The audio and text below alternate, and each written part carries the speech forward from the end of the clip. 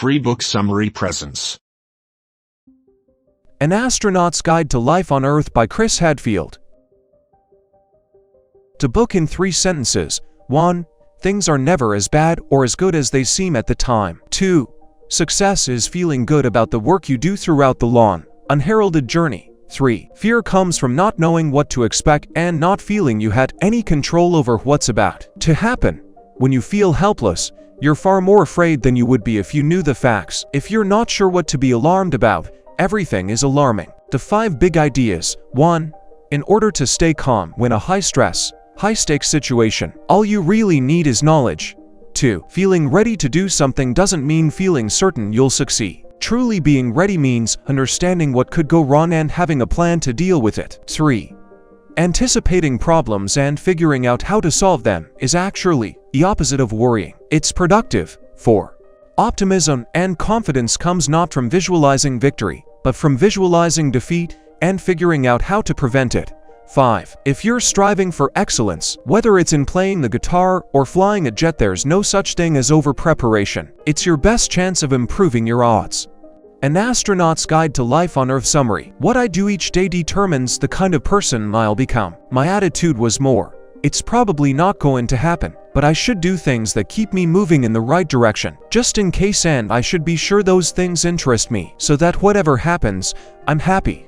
As I have discovered again and again, things are never as bad or as good as they seem at the time. An astronaut is someone who's able to make good decisions quickly, with incomplete information, when the consequences really matter. It sounds strange, probably, but having a pessimistic view of my own prospects helped me love my job. However, success, to me, never was and still isn't about lifting off in a rocket, though that sure felt like a great achievement. Success is feeling good about the work you do throughout the long, unheralded journey that may or may not wind up at the launch pad. Ultimately, I don't determine whether I arrive at the desired professional destination. Too many variables are out of my control.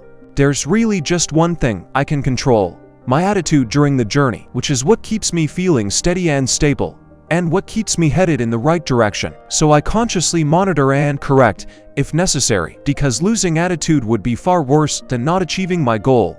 Be ready, work hard, enjoy it. It fits every situation.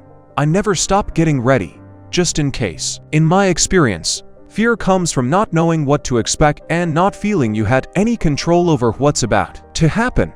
When you feel helpless, you're far more afraid than you would be if you knew the facts. If you're not sure what to be alarmed about, everything is alarming. Knowledge and experience have made it possible for me to be relatively comfortable with heights, whether I'm flying a biplane or doing a spacewalk or jumping into a mountain of corn. In each case, I fully understand the challenge, the physics, the mechanics, and I know from personal experience that I'm not helpless.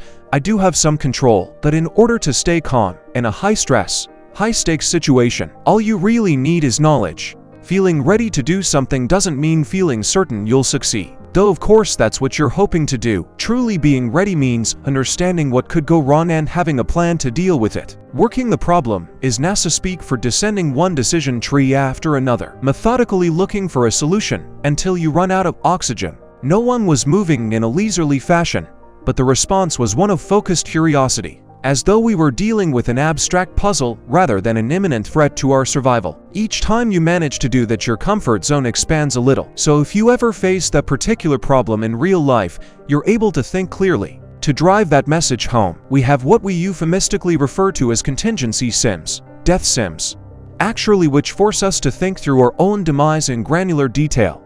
Not only how we die, but what would happen afterward to our families, colleagues, and the space program itself. Rehearsing for catastrophe has made me positive that I have the problem-solving skills to deal with tough situations and come out the other side smiling. Anticipating problems and figuring out how to solve them is actually the opposite of worrying. It's productive. My optimism and confidence come not from feeling I'm luckier than other mortals, and they sure don't come from visualizing victory. They're the result of a lifetime spent visualizing defeat and figuring out how to prevent it. Like most astronauts, I'm pretty sure that I can deal with what life throws at me because I've thought about what to do if things go wrong, as well as right. That's the power of negative thinking. I couldn't afford to be unprepared in any situation where I was going to be evaluated. Formally or not, I had to be ready. always. That if you're striving for excellence, whether it's in playing the guitar or flying a jet, there's no such thing as over-preparation.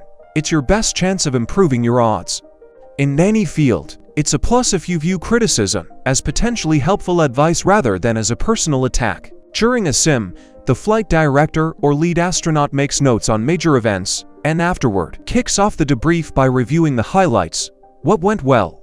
What new things were learned? What was already known but needs to be re-emphasized? Then it's a free-for-all. Everyone else dives right in, system by system, to dissect what went wrong or was handled poorly. It's not a public flogging. The goal is to build up collective wisdom. That's one good thing about habitually sweating the small stuff.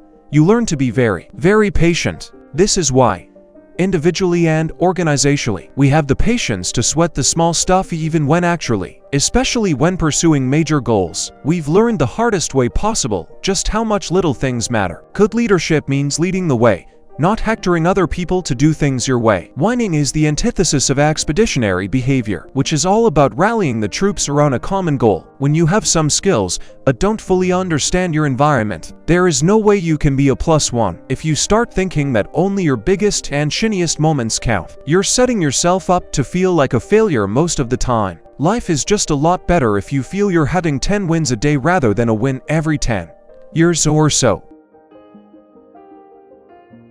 Thank you for listening to the end. You will find even more summary on the channel by subscribing to it.